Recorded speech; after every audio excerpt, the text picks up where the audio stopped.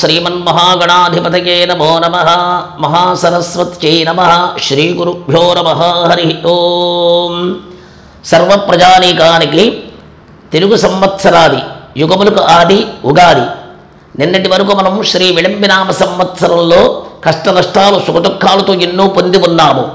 కాబట్టి నిన్నటి విళంబినామ సంవత్సరాన్ని వీడ్కోలు పలుకుతూ నేటి నుండి తెలుగు సంవత్సరాదిని శ్రీ వికారీనామ సంవత్సరంలో అడుగు పెడుతున్న శుభాకాంక్షలతో 50 మంది ప్రజానీకానికి తెలుగు సంవత్సరాది యొక్క పంచాంగ శ్రవణానందముగా 50 మంది తరించి ఆచరించవలసిందిగా కోరుచు మీ యొక్క శ్రేయోభిలాషిగా హితుడిగా సన్నిహితుడిగా పౌరోహితుడిగా శ్రీ తిరిదేవరపల్లి శ్యామసుందర శాస్త్రిగా మీ అందరికీ కూడా ఆ భగవంతుడు శుభాశిస్సులు మీకు మాకు మన అందరికీ సమస్త జనులు సమస్త ప్రాణులు సుఖశాంతులతో వర్ధిల్లాలని నేటి తెలుగు సంవత్సరాది శ్రీ వికారినామ సంవత్సరంలో అలాగే మరో రాశిలోకి పెడుతున్నాము.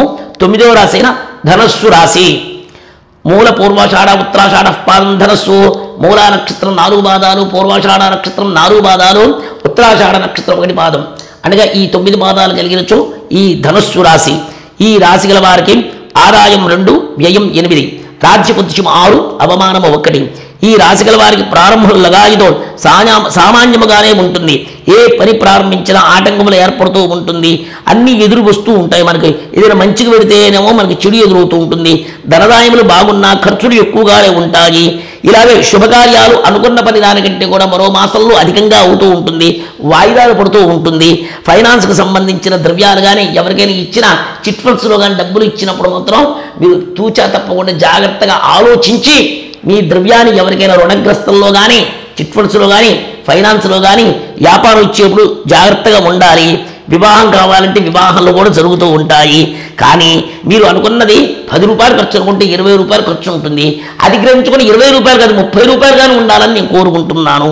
కాబట్టి ఈ ధనస్సు రాశి గల వారికి చివరి దశలో శని మాత్రము చాలామంది అంటారు ఈ శని ప్రభావం వల్ల మనకి చెడు చేస్తారనుకోవద్దు. వాళ్ళ స్వామివారి నవగ్రహాల యొక్క ఆగ్రహాలు ఎలా ఉంటాయని మనకి శిక్ష కాదు, పరీక్ష కోసం, అది నిరీక్షణ పట్టడం కోసమే. ఆ విధంగా మనం ఆ పరిష్కార మార్గం చేసుకోవాలి. శత్రువులు కూడా మనం ప్రేమిస్తే ప్రేమతో అలాంటి వాళ్ళు మనకి మిత్రులు అవుతారు. గ్రహాలు కూడా అంతే. ఈ యొక్క గ్రహాల యొక్క శని ప్రభావము, రావుకేతువులు, శని గురువులు ఈ యొక్క గ్రహాలకి ఉపశమనమైన శాంతి చేసుకున్నచో మరియు ఆంజనేయ స్వామికి ఆకు పూజలు కానీ ఆంజనేయ స్వామికి స్తోత్రం కానీ సుందరకాండ పారాయణ చేస్తే శని కూడా వీళ్ళకి అనుకూలంగా ఉంటాయి. నీలవర్ణంతో ఉన్నవారు చక్కగా ఈ వస్త్రాలు ధరించిన వారికి అనుకూలమే తప్ప వాళ్ళకి ప్రతికూలం కాదని చెప్తూ ఉంటాము. చక్కగా ఆ విధంగా ఈ రాశి గల వారికి కూడా ఈ యొక్క గ్రహాల యొక్క శాంతి చేసుకుంటే సత్ఫలితాలు ఉంటాయి. వీళ్ళకి అదృష్టం సంఖ్య 3 అని చెప్పబడుతుంది.